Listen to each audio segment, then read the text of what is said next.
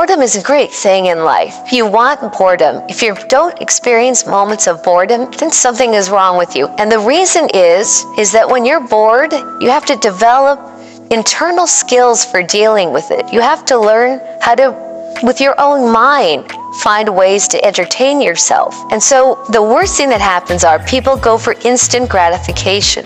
If you can deal with boredom, you understand that greater things will happen if you postpone your need for immediate gratification. So boredom is teaching you something. It's telling you develop your own skills. So instead of grabbing a video game to entertain yourself, when I was a kid, we had to invent games to deal with the boredom when our parents left us alone. We had to become creative and inventive. So you want to feel boredom. Boredom means that you have to do something yourself to get over it. You have to develop those internal muscles and go, I've got to entertain myself. I can't turn on a show. I can't play this game. I have to do it from something from within. If you listen to it and you able to develop your character, if you listen to it and you learn the lessons from it properly,